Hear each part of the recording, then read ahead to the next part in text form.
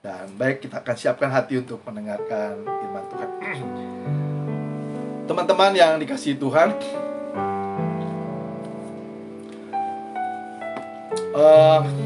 kemarin waktu khotbah saya di hari Rabu, ternyata Pak Profesor Dr. Thomas Punturi juga langsung meresponi. Dan beliau WA saya bilang, ya berdoa biarlah apa yang menjadi kerinduan kita semua boleh terjalin ya. Dan kembali hari ini saya ingin mengajak kita sama-sama mungkin diskusikan, pikirkan sama-sama bagaimana supaya kita bisa bersatu, bagaimana supaya kita bisa saling mengasihi. Ada dua bagian firman Tuhan yang saya ingin ajak Bapak Ibu Saudara. Nanti mungkin sebentar teman-teman bisa baca lagi dan renungkanlah. Saya akan bacakan lagi bagaimana cara hidup jemaat mula-mula ya. Kalau kita baca di dalam Kisah Rasul 2 ayat 41 hingga ayat yang ke-47, demikian firman Tuhan. Orang-orang yang menerima perkataannya itu, yaitu khotbah Petrus ya, memberi diri dibaptis, dan pada hari itu jumlah mereka bertambah kira-kira 3.000 jiwa. Dari 100-an orang tambah lagi sekitar 3.000 jiwa. Mereka bertekun dalam pengajaran rasul-rasul dan dalam persekutuan, dan mereka selalu berkumpul untuk memecahkan roti dan berdoa. Maka ketakutanlah mereka semua, sedang rasul-rasul itu mengadakan banyak mujizat dan tanda, dan semua orang telah menjadi percaya. Perhatikan. Dan semua orang yang telah menjadi percaya tetap bersatu. Dan segala kepunyaan mereka adalah kepunyaan bersama. Dan selalu ada dari mereka yang menjual harta miliknya, lalu membagi-bagikannya kepada semua orang sesuai dengan keperluan masing-masing. Dengan bertekun dan dengan sehati mereka berkumpul tiap-tiap hari dalam bait Allah. Mereka memecahkan roti di rumah masing-masing secara bergilir dan makan bersama-sama dengan gembira dan tulus hati sambil memuji Allah, dan mereka disukai semua orang, dan tiap-tiap hari Tuhan menambah jumlah mereka dengan orang yang diselamatkan. Ya, kira-kira 25 tahun yang lalu saya mulai belajar teologi. Lalu 17 tahun yang lalu saya mulai mengembalakan jemaat, ditabiskan jadi pendeta. Boleh dibilang dalam 25 tahun terakhir inilah saya baru coba sungguh-sungguh mempelajari tentang kekristenan. Dari usia 58 tahun ini berarti selama 33 tahun ya udah saya menjalani hidup kekristenan tanpa mengerti dengan sungguh-sungguh lah kira-kira. Tapi ya mulai 25 tahun yang lalu ketika saya mulai menggali firman Tuhan dan belajar, dan saya sangat, dan ini jemaat mula-mula ini yang justru memberikan inspirasi bagi saya untuk mengembalakan jemaat ini. Jadi kalau Bapak Ibu Saudara tanya apa sih yang menjadi dasar saya untuk mengembalakan jemaat, ya ini kehidupan jemaat mula-mula. Dan gaya hidup jemaat mula-mula inilah yang gaya hidup kekristenan yang sesungguhnya.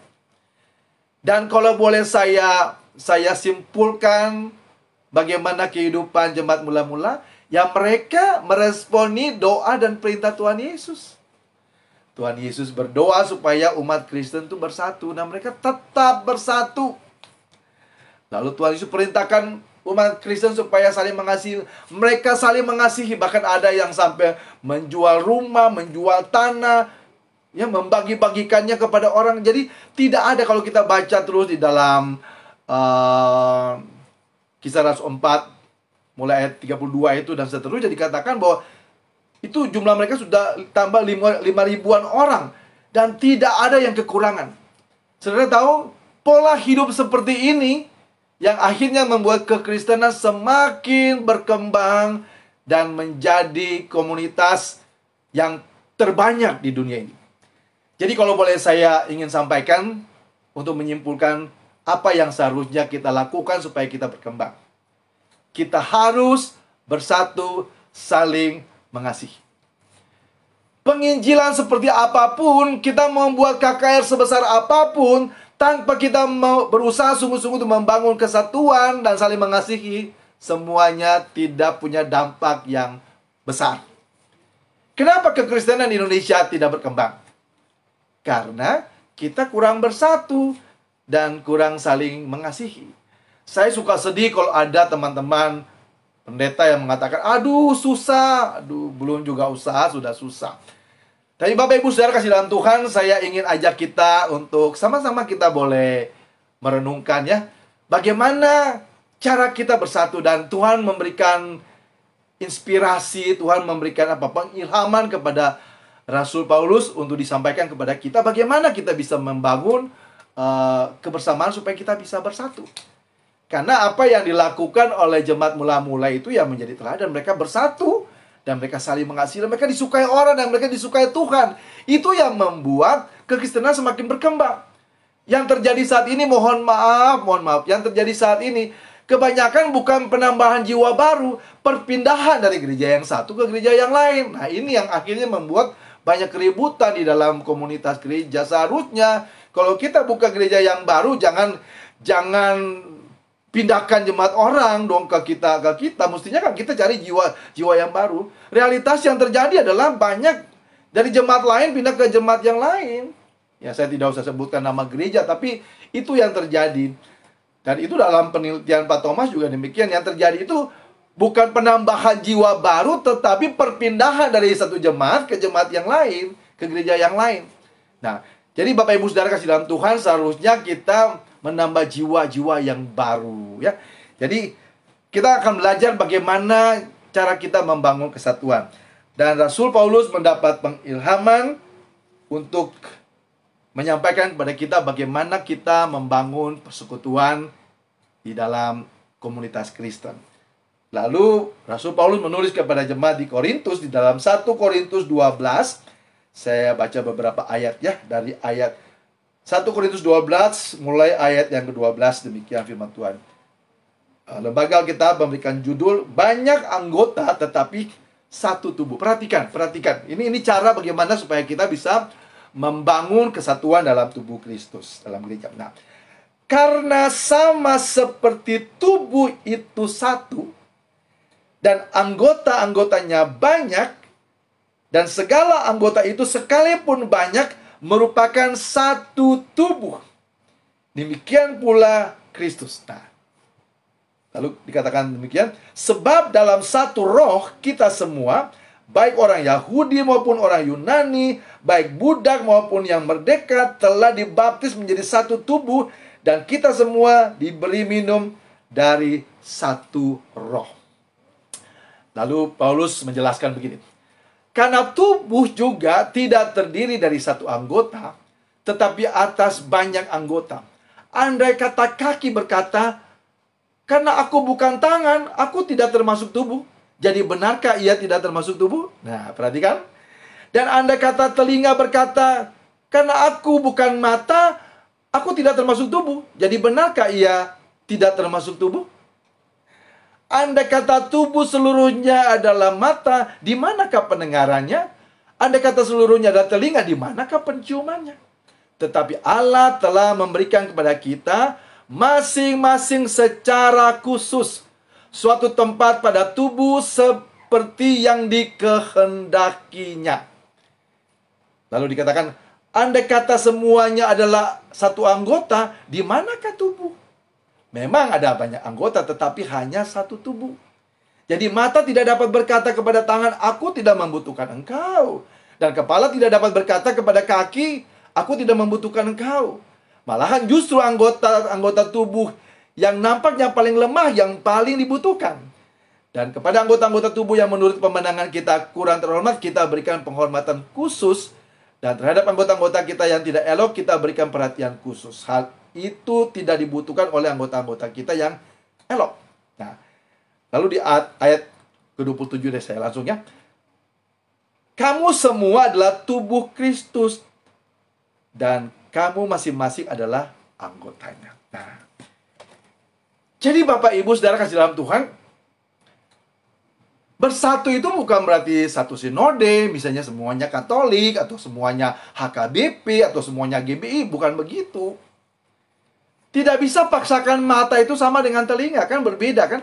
Tidak mungkin paksakan kaki itu sama dengan tangan. Berbeda, fungsinya berbeda, fungsinya berbeda, tangan, mata, telinga, hidung, semuanya fungsi berbeda, tetapi ada dalam satu kesatuan. Ada gereja yang ya berbasis gereja Tionghoa. Nah, tujuannya apa? Karena orang-orang Tionghoa itu kan punya budayanya sendiri, ya. Cara nyanyinya juga sendiri, bahasanya juga sendiri. Ada HKBP untuk teman-teman kita yang dari Batak. Ada juga Gemis. Di Ambon ada GPM, Gereja Protestan Maluku. Ada BNKP ya, dari Nias. Dan semua itu dengan budayanya masing-masing. Nah, Paulus ingin menjelaskan kepada kita bahwa tidak salah kalau kita punya banyak anggota, tetapi kita harus saling melengkapi satu dengan yang lain.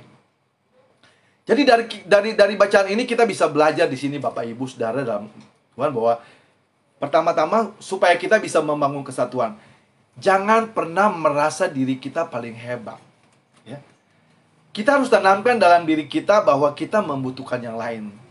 Coba, apakah tangan bisa berdiri sendiri tanpa menempel dengan tubuh? Kan nggak bisa. Dia butuh badan untuk menopangnya. Mata apakah bisa berdiri sendiri kalau dicongkel lalu keluar sendiri? Kan tidak bisa. Dia membutuhkan kepala untuk menopangnya. Demikian juga organ-organ tubuh yang lain. Ini yang Rasul Paulus mengatakan bahwa kita tidak bisa saling memisahkan satu dengan yang lain. Nah, ciri-cirinya begini. Kalau kita contohnya, kalau misalnya sakit gigi misalnya. Kalau sakit gigi kan semuanya terasa sakit kan. Tangan juga akhirnya berfungsi untuk mengobati dan lain-lain. Jadi Bapak Ibu Saudara kasih dalam Tuhan, bersatu itu bukan berarti satu sinode. Tetapi bagaimana kita bisa saling melengkapi satu dengan yang lain. Ada sekitar 300 berapa ya, saya lupa ya. Pak Thomas mungkin akan bisa menyampaikan. Sekitar 360-an mungkin sinode gereja. Tidak masalah Bapak Ibu Saudara. Karena kalau kita lihat anggota tubuh kita itu kan banyak sekali. Belum lagi organ-organ di dalamnya, ada hati, semuanya punya fungsinya sendiri-sendiri. Jadi kita harus melihat di sini, selama itu diakui oleh pemerintah, oleh Dirjen Bimas Kristen, tentu saja sebuah gereja yang diterima menjadi sinode yang sah itu pasti sudah diteliti dulu mengenai pengajarannya seperti apa. Bapak Ibu Saudara, kalau kita mengatakan bahwa pengajaran gereja yang ini berbeda dengan gereja yang itu, bukan berarti sesat Bapak Ibu Saudara. Rasul Paulus di dalam suratnya kepada jemaat di Roma, dalam Roma 11 ayat 33 dan 34, dia katakan bahwa siapa yang bisa mengerti pikiran Tuhan.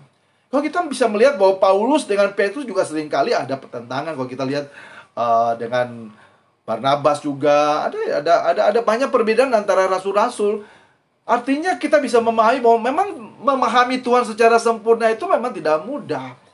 Tetapi jangan dengan keterbatasan kita, pemahaman kita, lalu kita menganggap bahwa orang lain salah. Sekalipun kita mungkin sudah doktor teologi dan kita menggunakan pola hermeneutika yang benar, tapi jangan juga kita merasa diri paling benar. Nah, ini pikiran-pikiran seperti ini yang seringkali menghambat kita untuk membangun kesatuan. Jadi yang pertama, kita harus menyadari bahwa kita ini adalah tubuh Kristus, satu tubuh Kristus. Nah, jadi kalau misalnya kita punya satu pemahaman dan kita melihat bahwa ada gereja yang lain punya pemahaman yang berbeda, kita tahu bahwa kepala kita itu Tuhan Yesus. Jadi minta hikmat Tuhan, jangan langsung kita menyerang melalui mimbar lalu kita bisa menyerang gereja-gereja yang lain. Jadi melalui kesempatan ini saya ingin mengajak Bapak Ibu Saudara kasih dalam Tuhan, kecuali memang gereja sesat ya, ada gereja-gereja yang ya Saudara bisa lihat ya memang tidak terdaftar di Dirjen Bimas Kristen dan tidak diakui sebagai sebuah gereja yang diakui oleh Kristen, terutama Bimas Kristen. Kadang-kadang memang pemerintah bisa menerima, kayak sekarang ini saksi Yehova juga diterima ya, tapi ya banyak agama-agama lain juga diterima. Tapi yang kita lihat termasuk diterima oleh Bimas Kristen, nah kita harus akui bahwa ya kita tidak boleh menghakimi satu dengan yang lain. Dari kisah tadi kita bisa melihat bahwa membangun kesatuan tubuh Kristus, membangun kesatuan gereja itu sama seperti kita membangun anggota tubuh. Ya, kita bisa saling melengkapi kan satu dengan yang lain kan. ada mata, mata punya fungsi dengan baik, ada telinga dengan. Jadi contoh misalnya untuk gereja-gereja yang kita ambil gereja-gereja suku dulu ya, misalnya gereja Batak misalnya. Nah, mereka punya bahasa kan. Orang Batak kan punya bahasa Bataknya, bahasa Tapanuli, dan ada juga budayanya kan. Nah, ini biasanya masuk di dalam ibadah itu menggunakan bahasa bahasa Batak. Demikian juga dengan Nias, misalnya ada bahasa Nias, tidak masalah. Tapi juga kita lihat di situ bahwa ada juga, walaupun gereja Nias, gereja HKBP, tetapi ada juga dalam bahasa Indonesia. Tapi kita harus mengakui bahwa di Indonesia ini kan ada begitu banyak kebudayaan. Nah, dengan melihat demikian juga dengan etnis gereja yang berbasis Tionghoa gitu. Ya pasti kan suku Tionghoa juga punya, etnis Tionghoa juga punya budaya-budaya tersendiri yang sebenarnya ya semua bisa dilakukan, digunakan untuk sama-sama memuliakan Tuhan dengan caranya. Nah, coba lalu kemudian kita melihat gaya ibadahnya, ya.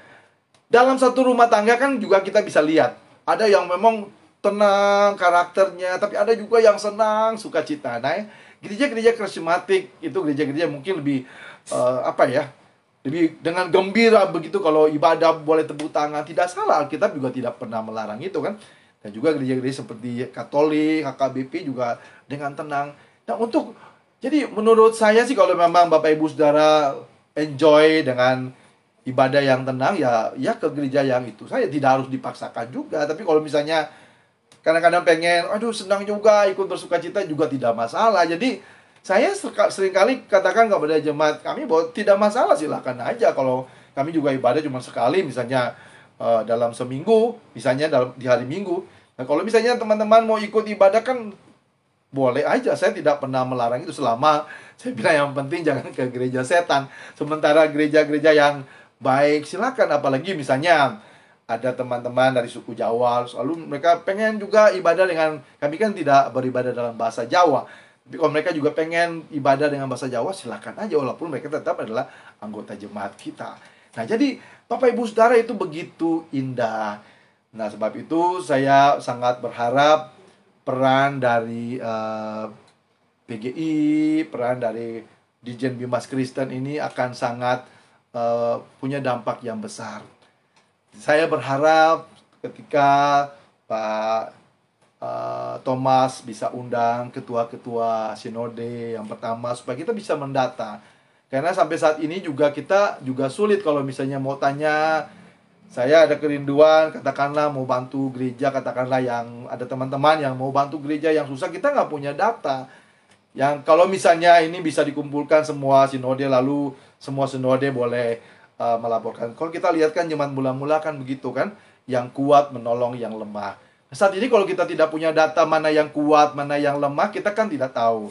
Jadi, tapi kalau orang-orang seperti kita, pendeta-pendeta seperti kita kan tidak punya kapasitas untuk bisa mengumpulkan gereja. Tetapi kalau misalnya, ini ya mohon maaf Pak Thomas, saya cuma usulkan saja. Kalau nanti Bapak undang ketua-ketua sinode, yang pertama adalah mendata. Biar sinode mendata ada berapa banyak gereja lokal di bawah sinode tertentu. Kalau di GBI sudah hampir 7.000 jemaat lokal, ya. Kalau di seluruh Indonesia, seluruh gereja, saya coba baca data sekitar ada 60 ribuan gereja lokal, ya.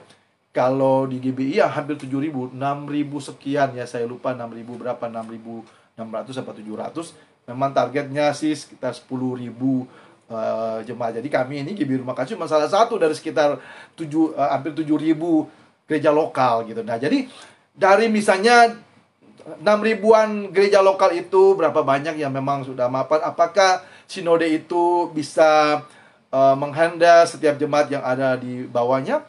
Karena yang mohon maaf, saya banyak diminta, aduh saya nggak enak kalau ngomong begini, tapi ini realitasnya ya. Ini Pak Thomas mungkin bisa dengar ini, beliau selalu ikuti dengar video saya, dan ya saya seringkali dapat permohonan bantuan dari gereja-gereja di daerah, dan itu bukan GBI. Nah, mereka bilang, wah sinode kita nggak bantu kita. Nah, itu kan kita nggak punya data. Jadi dengan misalnya Pak Thomas sebagai Dirjen Bimas Kristen bisa mengumpulkan sinode-sinode. Yang pertama mungkin kita bisa mendata dulu. Mendata berapa banyak gereja lokal di gereja itu. Lalu kemudian kalau kita bisa mendata berapa banyak gereja lokal, lalu kita bisa melihat seberapa banyak gereja-gereja lokal yang mungkin lemah. Apakah bisa dalam sinode itu bisa saling membantu, yang kuat menolong yang lemah? Lalu selain gereja, lihat jemaatnya. Seberapa banyak jemaat yang susah gitu loh.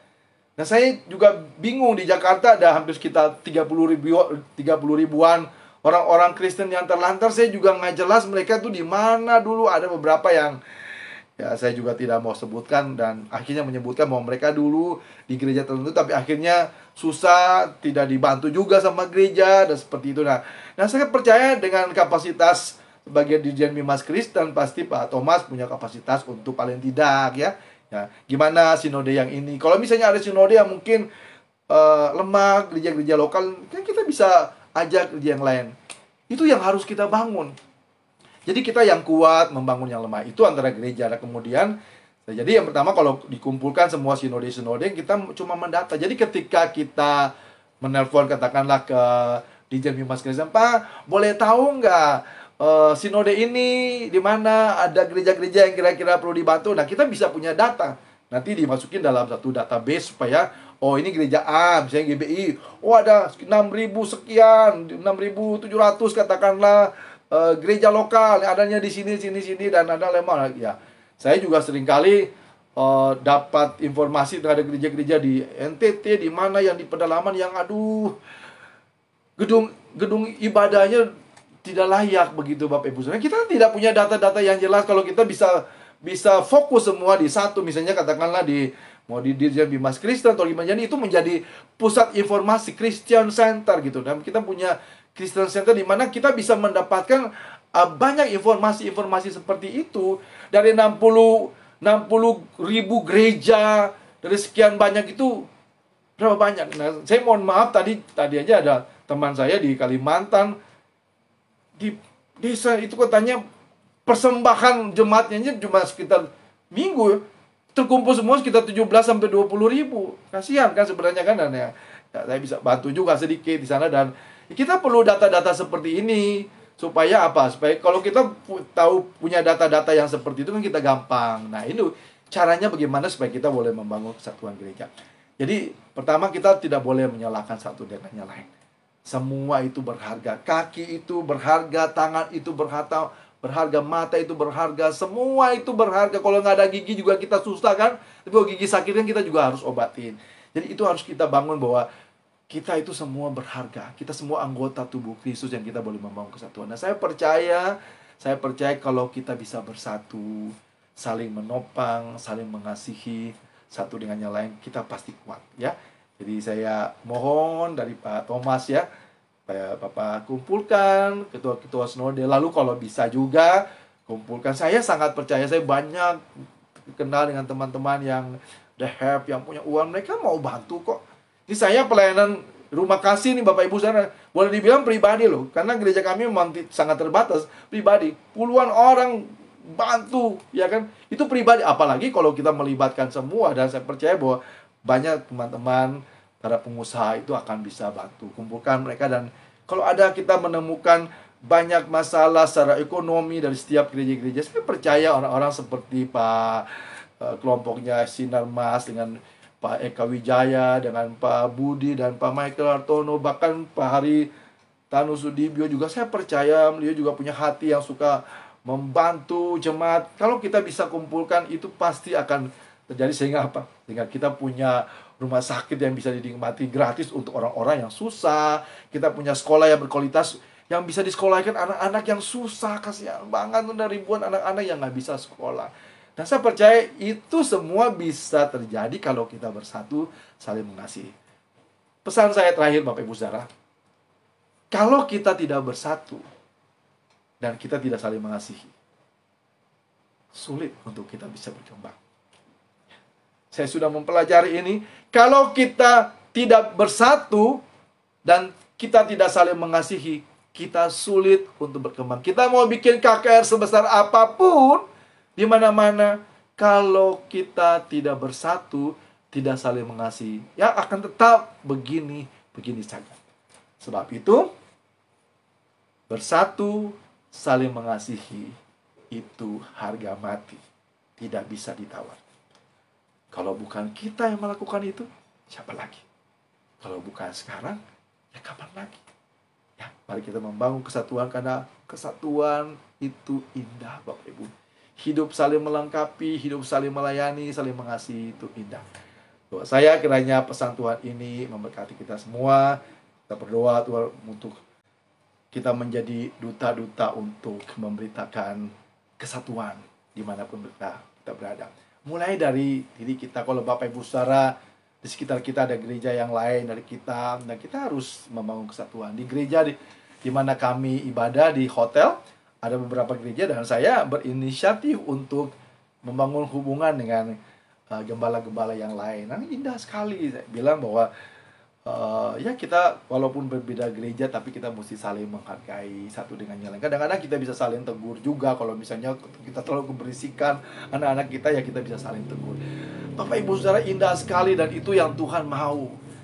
Saya khawatir mungkin Tuhan Yesus belum datang-datang karena umat Kristen gak bersatu-bersatu ya. Paling tidak kita di Indonesia. Ya, saya mohon ya Pak Dirjen, Pak Thomas, Pak Goma Gultom, Pak Roni Mandang, Pak Jason, Pak Lon Papueng. Beliau adalah di GBI juga.